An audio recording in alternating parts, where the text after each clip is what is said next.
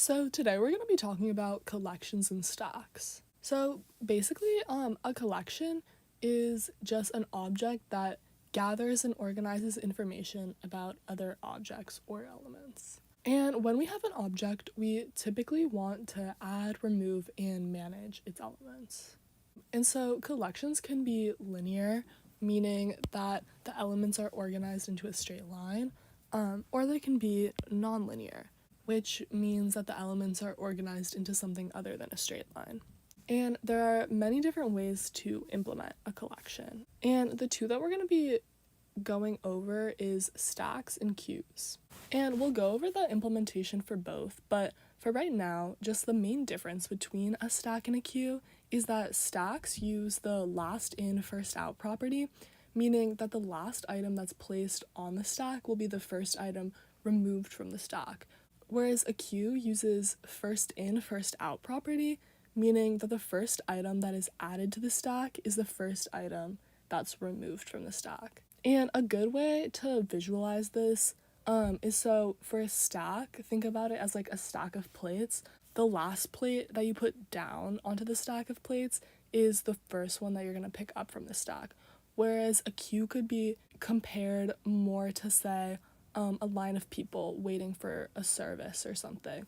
The first person that's in that line is the first person that's going to get their service and get out of that line. So here's a visualization of what exactly a stack kind of does. So an element is added to the stack, and then as you can see, the top of the stack moves up to that element. And then if we're going to remove an element from the stack, the last element that was added was removed, and the top of the stack goes down to the new top of the stack. And so I'm sure you guys are thinking by now, why do we need to know about stacks? Because an array is very similar.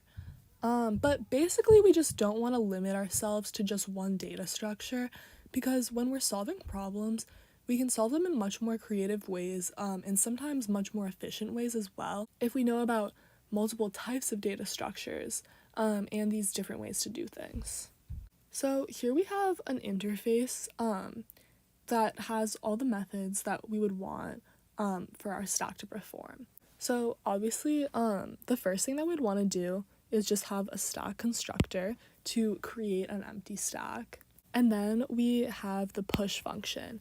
And push basically adds a new item onto the stack. So here's the new item that we'd want to push onto the stack. And this method push would push that item onto the stack. And then we have pop, which removes from the stack the item that was added most recently, or the topmost element.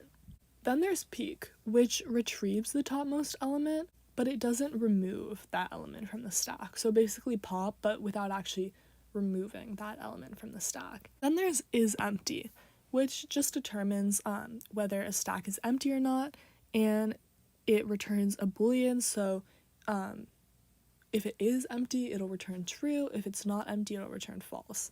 And then there's size, which finds out how many items are in a stack. And it just returns the number of items that are in the stack. And also just notice that the interface is talking about items that are type T. And this is because we don't want our stack to only be good to push one type of element. We want our stack to be good to push any type of elements that is described by the letter T. And we know that our operation can push any type of elements, and this pertains to all of the methods in the interface. So here's a simple example of a client program that uses a stack. So let's just go through it and get a feel for what's happening. And the first thing that's happening is a new stack is being created. And this is a stack of strings, not a generic stack. And it looks like first 1 is being pushed onto the stack. And it looks like 2 is going to be pushed off the stack. And then it looks like 3 is going to be pushed on the stack. So what does stack contain now? Let's just visualize it real quick. So it looks like first we're just going to have 1 pushed onto the stack. Then we're going to have 2 pushed onto the stack. And then we want to pop an element, so 2 is going to be removed from the stack. So now let me just draw this again. Now it's just going to be 1 in the stack, and then 3 is going to be pushed onto the stack. So 3 is now the top element. And so when we print out all the contents of the stack, we're going to have 3 and then 1. And this looks like our drawing, so we were correct. So when we print a stack, we don't want to destroy it. We don't want to keep popping elements off the stack and not putting them back on, and completely destroy it. So this method is going to help us with that. And you can think of this as kind of like the two-string method for a stack, but while it's not the official two-string method because that one doesn't take an argument, this one is kind of imitating it and is specialized for stacks. So basically the first thing that this method does is create a new stack called temp stack. And then it also creates a string s. And s is going to be the string that holds all the elements of the stack that we're going to be returning at the end. And then it starts popping elements off of the original stack right here in this while loop. While stack is not empty, we're going to pop the top element off of stack and store that in element. And then we're going to add the string version of element to the string that's going to hold the string version of all the elements, and then we're going to push element onto the temporary stack.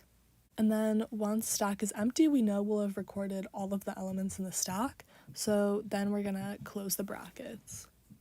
So by the end of this while loop, all the elements have been popped off the original stack and added to the string. And they've also been saved to temp stack, but in backwards order.